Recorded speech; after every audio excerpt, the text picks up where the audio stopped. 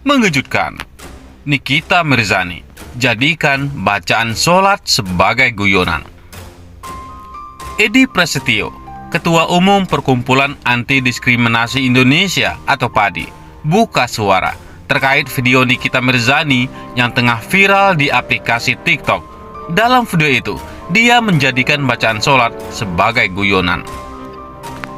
Bertepatan dengan Hari Santri yang luar biasa ini, PADI mengingatkan atau memberikan irsyadat wa taujihat pada Nikita Mirzani yang sama-sama sesama muslim, ujar Edi dalam keterangan tertulisnya. Dalam lanjutan keterangannya, Edi mengatakan sungguh menyayangkan ucapan aktris Nikita Mirzani di media sosial TikTok. Kata-kata Allah Subhanahu wa Ta'ala seakan dibuat ledekan atau guyonan. Edi mengungkapkan aktris komik 8 tersebut menjadikan bacaan sholat sebagai bahan candaan dengan gelagat dan mimik yang tidak pantas untuk ditonton publik.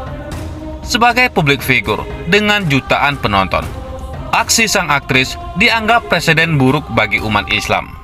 Demi mencegah munculnya konten serupa, Edi sebagai perwakilan PADI memberi peringatan kepada Nikita Mirzani. Mantan istri diplomatif itu diminta tidak membuat konten yang berpotensi menyinggung agama di kemudian hari. Edi Prasetyo menambahkan dengan tegas, PADI mengingatkan agar Nikita Mirzani tidak membuat konten yang bisa mendiskreditkan agama. Mari sambut Hari Santri dengan perilaku, ucapan, dan akhlak yang baik, baik di media sosial maupun kehidupan nyata. Nikita Mirzani menjadi sorotan pengguna TikTok setelah videonya membaca niat sholat maghrib sambil tertawa disebar oleh akun @richisofficial30. Usali fardol maghribi salasa rakaatin mustakbilal kiblati adaan lillahi ta'ala. Takbir, ujar sang aktris. Unggahan tersebut kemudian menuai kecaman warganet. Mereka menilai aksi Nikita Mirzani menjadikan bacaan sholat sebagai guyonan dan ditonton banyak pihak sangat tidak pantas. Di sisi lain, Ustadz Abdul Somad menyebut pentingnya memperhatikan bacaan Al-Quran dengan baik dan benar. Bacaan Al-Quran sangat menentukan amal ibadah yang kita buat sehari-hari.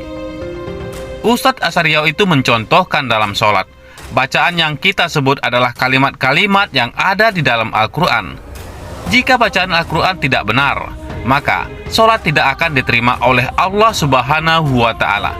Karena dalam bahasa Arab, beda bacaan akan beda arti dan maknanya. Jadi, perhatikan lagi baca Al-Quran kita. Kalau seumur hidup tak pandai baca Al-Quran, maka seumur hidup sholat kita tidak akan diterima karena bacaan kita salah-salah dalam sholat, kata Ustadz Abdul Somad. Ustadz Abdul Somad mencontohkan dalam menyebutkan huruf sa. Harus memperhatikan bentuk huruf dan bagaimana bacaannya, karena bisa saja salah menyebutnya menjadi sa atau sya.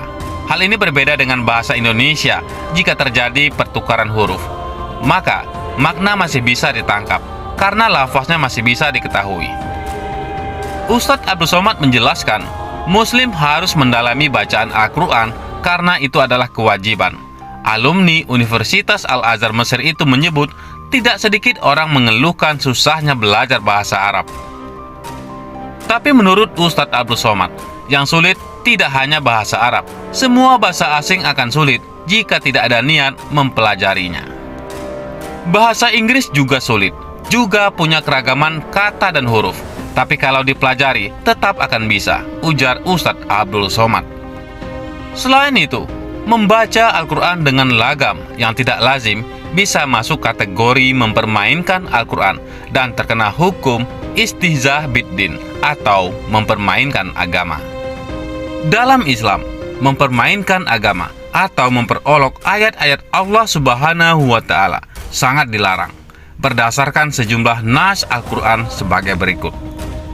Dan jika kamu tanyakan kepada mereka atau tentang apa yang mereka lakukan itu, tentulah mereka akan menjawab, sesungguhnya kami hanyalah bersenda gurau dan bermain-main saja. Katakanlah, apakah dengan Allah, ayat-ayatnya, dan Rasulnya kamu selalu berolok-olok? Quran Surat At-Taubah 65. Dan sungguh Allah telah menurunkan kepada kamu di dalam kitab bahwa apabila kamu mendengar ayat-ayat Allah diingkari dan diperolok-olokan, maka janganlah kamu duduk beserta mereka, sehingga mereka memasuki pembicaraan yang lain. Quran Surat 4 ayat 140. Dan apabila kamu melihat orang-orang memperolok-olokkan ayat-ayat kami, maka tinggalkanlah mereka, sehingga mereka membicarakan pembicaraan yang lain.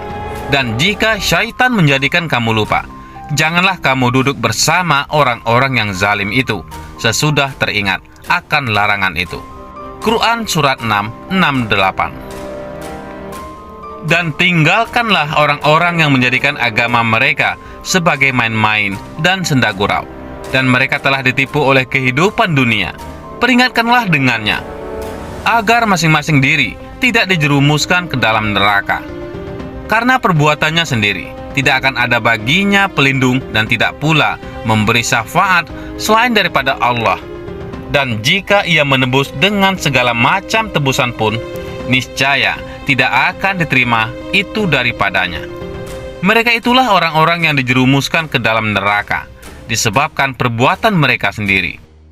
Bagi mereka, minuman dari air yang sedang mendidih dan azab yang pedih disebabkan kekafiran mereka dahulu. Quran Surah 6, 70. Al-Quran adalah kitab suci umat Islam, kalamullah, dan cara membacanya sudah ditentukan sedemikian rupa.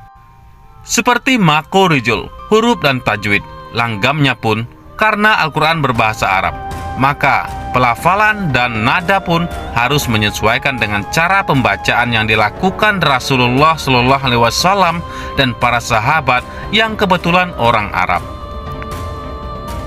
Semoga keanehan-keanehan yang membuat geram umat Islam seperti ini tidak terus terjadi di era rezim pemerintahan sekarang ini. Semoga Allah Subhanahu wa Ta'ala memberi kita kekuatan agar senantiasa muliakan Al-Quran, membaca dan mengamalkan dengan baik, serta agar kita menjauhkan diri dari permainan bacaan Al-Quran, apalagi menistakannya. Na'udzubillah. Amin ya robbal alamin. Bagaimana menurut pendapat Anda?